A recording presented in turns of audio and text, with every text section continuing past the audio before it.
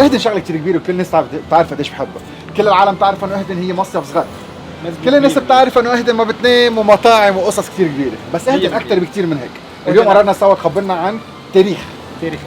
خبرنا اول شيء عنك وكيف صرت تحب التاريخ. شادي امين من صغرتا، قايد بمحميه حرش اهدن، قايد تورستيك بقلب اهدن السياحيه، كان سياحه دينيه، كان سياحه ثقافيه.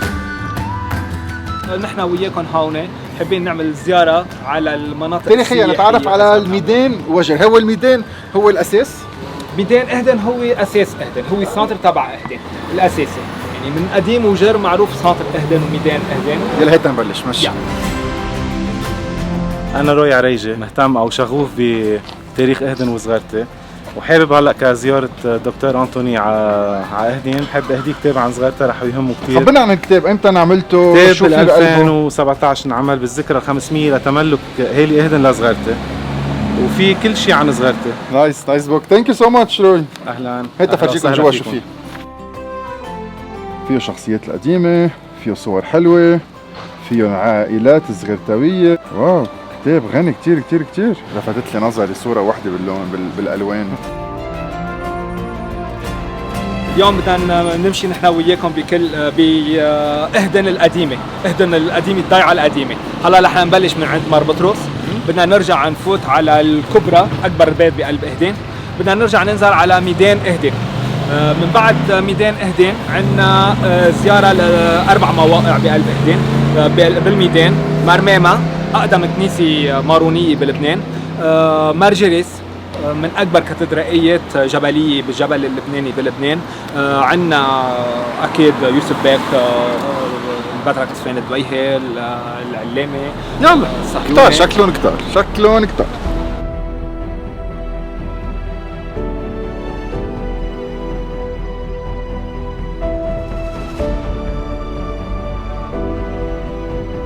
نحن بكنيسة مار بطرس وبولس بأهدن بمنطقة العبارة، بحي العبارة. هاي الكنيسة تعمرت بال 1755، عمرها الشيخ جرس بولس الدويهي وسماها على اسم بيه، وهيدي من بعد ما انطردوا الحميدية من أهدن وهو سيطر على هالمنطقة كلها. وهيدي الكنيسة تعد من أكبر من بعد كنيسة من بعد ما كاتدرائية مارجريس بأهدن. روي خبرنا عن اهدن، بنعرف في اشياء بنعرفها في اشياء ما بنعرفها، هل هي صغرتها قبل اهدن قبل صغرتها؟ شو بنعرف؟ طيب اهدن اول شيء ضيعة قديمة كثير وهي قبل صغرتها. ضيعة عم نحكي بفترات قبل المسيح بكذا ألف سنة، وهيدي موثقة بكذا مخطوطة. ابرزهم المخطوطة اللي متوفرة نحن بين ايدينا، واللي بتثبت فترة انه بالسنة الألف قبل المسيح راحوا سكان اهدن وحاربوا جيش الملك داوود بفلسطين. بعد فترات بيجي عندك كتير غزوات من الاشوريين لجيش الاسكندر، للرومان، للسريان. بعدين السريان هن باخر فتره هن بيعمروها، وبعد فتره بيتحولوا بيصيروا موارنه. بفتره السريان اول فتره وقت قعدوا باهدن عملوا صنم باهدن سموه بعل لبنان. نحن من قبل 1000 سنه نحن بنعبد لبنان باهدن، نحن الهنا هو لبنان. والنصب هون على هاي الصخره اللي فوق اذا بدنا نشوفها، على هذا الجبل فوق اللي هو جبل السن، اللي هو يعد اسمه بالعربي البعل. وعلى الاسكندر المقدوني الجيش تبعهم بيجوا هون وبيعمروا هيكل اهدن الكبير، هيكل الشمس اللي كان يمتد من هاي المنطقه كلها وصولا لتحت الميدان لكنيسه مار قسطفان، يعني هلا تعد او مزار مار قسطفان. وهذا كان يصير فيه كثير طقوس. وقتها اجوا الرومان شالوه، بطبيعه الحال كل حضاره بتروح شو كان قبل، والتمثال هذا انخفى بدار تحت يقال هيك تقليد شفهي ما في شيء مثبت بالارض بقلب بير مشان يخفوه، لان كانوا يعتقدوا انه وقتها الجيش يطلع يسيطر على تمثال منطقه او صنم منطقه او اله منطقه يعني سقطت، فهن هربوا قبل. هلا هيدي بالفتره اللي قبل المسيح، بعدين اجوا السوريين وقعدوا فيها وصاروا اجوا تلاميذ مرسمعين العمودي واجوا بشروا هيدا الجبل هون الاهدين وجبه بشره، بشرون بالدين المسيحي وطبيعه الحال بالمعتقد الماروني. نقلنا كل المنطقه، نقلنا كل هالفتره وفجاه من اهدن صارت مصيف، صارت بلديه بصغرتها، صارت الضيعه الاساسيه صغرتها. كيف صارت النقله؟ النقله صارت بسنه 1517 وقتها من بعد معركه مرج دابك، وقتها فاتوا العثمانيين بيقرروا انه بدهم يقطعوا، لانه نحن كان عندنا خط، نحن كان عندنا الطريق الممر تبعنا الوصل بين الشرق والغرب هو كان كمان من الممرات كانوا منطقه اهدين.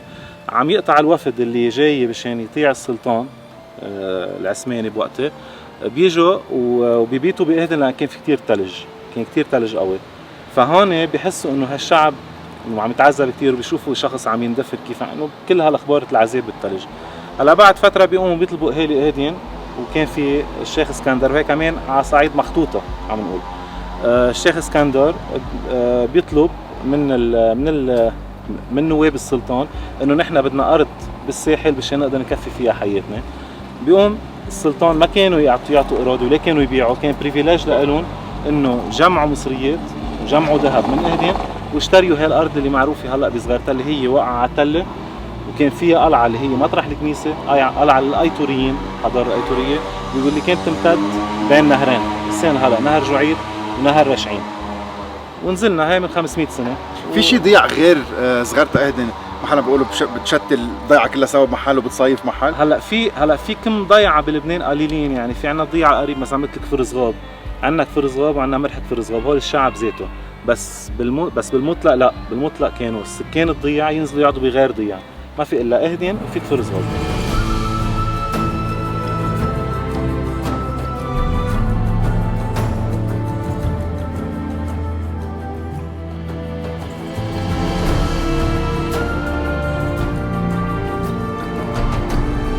احنا هلا بالكبرى اهدن، اكبر عماره موجوده كانت على ايام القديم بالقرن الثامن عشر، عمارة الشيخ جرجس الدويهي، جرجس بولس الدويهي. قديما كانت هيدي اول ما تعمرت كانت انعملت لوكاندا يعني مثل اوتيل كبير، بعدين رجعت سرايا وبقلبها صار في حبس، وكانوا يستعملوها على ايام الفرنساويه حبس مع سرايا.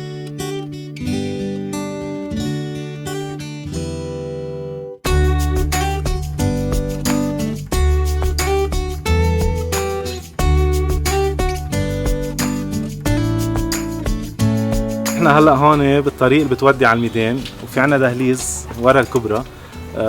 هون عم نقطع نحن حتى حومة الشيخ اللي هي تابعة للكبرى كانت.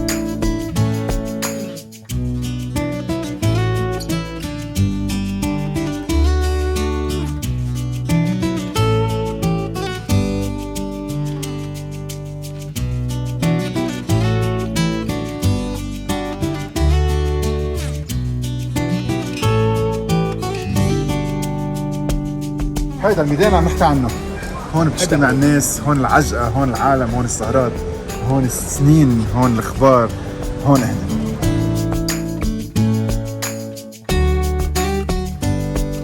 هيدا اوتيل جديد فتح جديد، كراز، كان قديما هو اوتيل سوتو، بعدين مع الايام صار بهالشكل هيدا، مشان هلا اخذوه جديد، ما لهم لسه بعد ما افتتح مثل ما بيقولوا.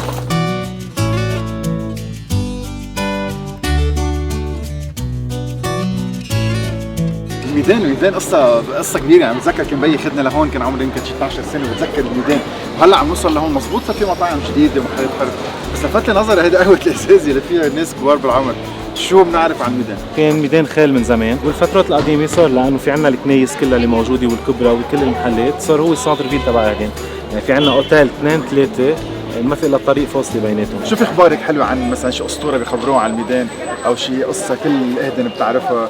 الميدان شو بيعني لكم؟ على الميدان كنا ندق بجرن الكبه، كان في ينعمل مسابقات لجرن الكبه، مين بيقدر يدق الكبه، مين بيقدر يطلع الني من تحت ايديه اكثر من الثاني.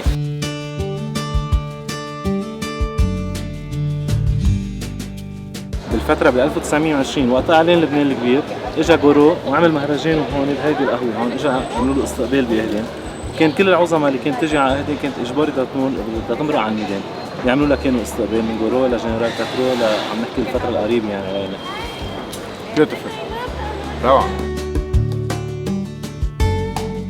حكينا عن كل شيء، حكينا عن هالشجر العظيم المعمر يعني. شو قصتهم؟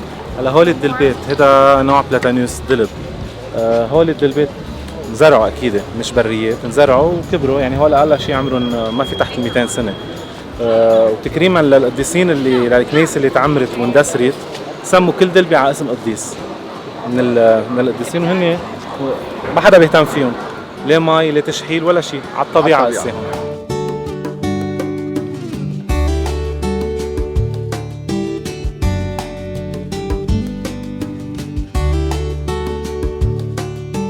نحن وصلنا هلا لساحه الكتله اللي هي التله اللي بقلب اهدين، اللي كانت بفتره من الفترات الخط الدفاع الثاني لاهدين، واللي تدمرت بفتره المماليك بال 1283. بهيدي الكتله كان في نحن تحت منها كان في كنيستين، كان في كنيسه السيده او ستنا مريم مثل ما كانوا يسموها، وكنيسه مار ابحاي السرياني. مع التطور ومع الوقت هيلي اهدين بيعمروا كنيسه مرجرس اللي هي هون حدنا بنشوفها هلا، كنيسه مرجرس القديمه. وبال 1855 وقتها صارت الرعيه صارت كبيره، قرروا يعملوا كاتدرائيه لاهدين اللي هي كاتدرائيه مرجرس اللي بنشوفها هلا الكبيره، وكانت بوقتها اكبر كاتدرائيه بلبنان، ولهلا يمكن تعد من اكبر بهذا الارتفاع. هاي الكاتدرائيه تعمرت على مرحلتين، بال 1855 وخلصت بال 1880 لانه توقفت فتره الحروب بحرب يوسف بيك كرم ضد العثمانيين، حروب الاستقلال. واللافت بهيدي الكنيسه بالكاتدرائيه بالاحرى لانه هي كاتدرائيه هي كرسي الاسقف، نحن كانت عندنا مطرانيه اهدين، تعمرت بالعونه اللي هيدي عنا اياها نحن باهدين. كثير محلات استعملوا العونه، يعني انمد خط من اهالي اهدن من هون لعند تورين، يعني عم نحكي نحن على شيء 3-4 كيلومتر. العيله منصفت حد بعضها وتناول الحجار من شخص لشخص لتعمرت هيدي الكنيسه. وترممت على مراحل عده، بالاخر بسنه 2018 ترممت وصارت بهذا الشكل الجواني مثل ما كانت، وترمت وتدعمت مزبوط.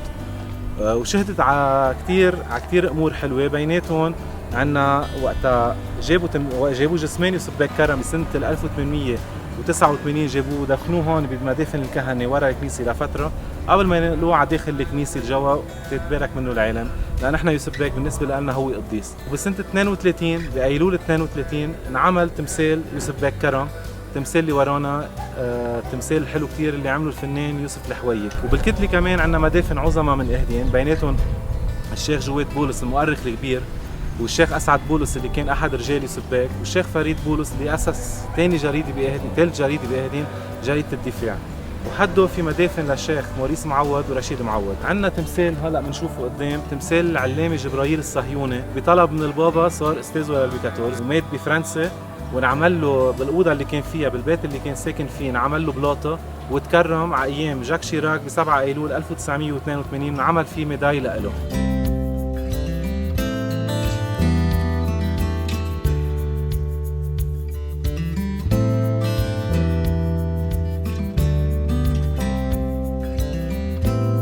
نحن هلا فتنا على بيت الكهنه اللي هلا معروف بيت الكهنه، قبل كان معروف بالبدريه. البدريه نسبه للرهبان العذريه للبادري يلي سكنوه على فتره كذا 100 سنه، سكنوه باهدين.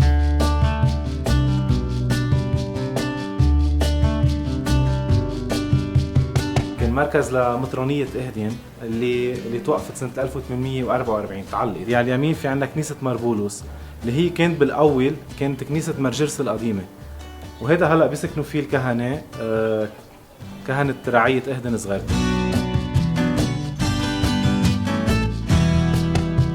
منظر حلو اكيد، خضار كتير اكيد، بس اللي بيلفت النظر شغله كتير مهمه، قديش كانوا جبال لبنان مجللين.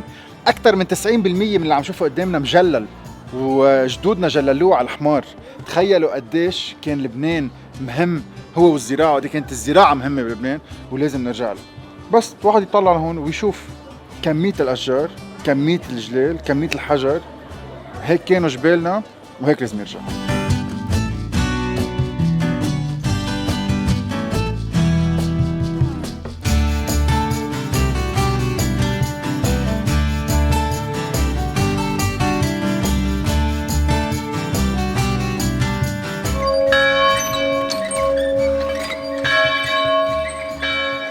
نحن هلا بكنيسة مرمامة بأهدين اللي هي أقدم كنيسة مارونية معمرة بسنة 749 وهيدي بحسب العلامة البطرك اسطفان الدويهي. هيدي الكنيسة كانت بالأساس هي تعمرت من حجار أهدن القديم، هيكل أهدن القديم اللي هي كانت سري مع كنيسة مار اسطفان ومرمامة هون ومر غالب ومر يحنا ومر بطرس فوق ونوصل للكبرى. هاي المنطقة كانت الهيكل تبعها تعمرت من حجارته، وحتى هلا هون فينا نشوف نحن حجار من الحجار القديم، وفي عنا حجر منقوش باليوناني ما نو مفهوم شو هو لأنه الهيكل كان يوناني هو.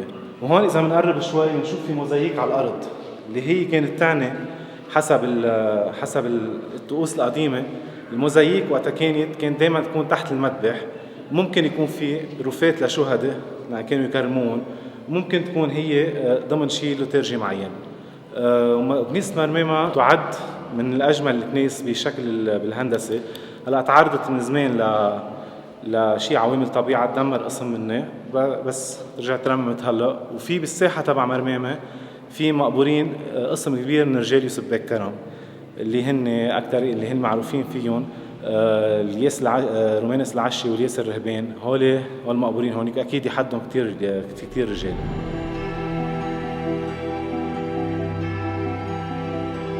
نحن هلا هون بساحة مرمامة كمان مثل ما حكينا قبل، في عنا تمثال للبطرك يوحنا مخلوف، تمثال اللي نحته الفنان سيد بومحرز من حجر اهدين الصمائي الاحمر اللي بتمتاز فيه اهدين.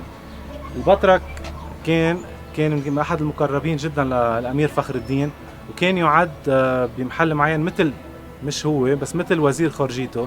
كان يستغلوا دائما الوسائط الدبلوماسيه والاشياء العلاقات الخارجيه. امتاز البطرك مخلوف انه بعهده تأسست اول مدرسه نظاميه يمكن تعد من المدارس النظاميه بالعالم يمكن بال 1624 هي مدرسه عاصي حوقه اللي هلا مطرح ما فيها المحبسه بحوقه.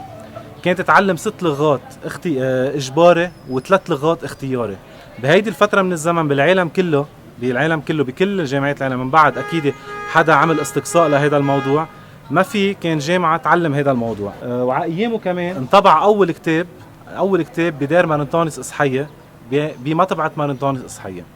واللافت اللي بحب نقوله نحن بنفتخر بمار شربيل كمان كتير، لانه مار شربيل هو والبطرك يوحنا مخلوف من ذات السليله، لانه خيل البطرك يوحنا مخلوف اللي هو بيكون من احد جدوده لمار شربيل نزح مع البطرك وسلمه وقت كان مطران بمنطقه الدمام بمنطقه النوبين، وسلمه هونيك الوقف وضلوا هونيك قاعد بمنطقه بوعكفره جده او جده لمار شربيل.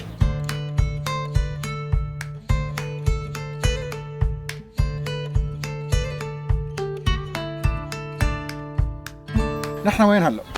نحن هون هلا عند تمثال البطرك الدويهي. البطرك الدويهي ولد بأهدن سنة 1630، كان إنسان شخص بارع وخارق الذكاء.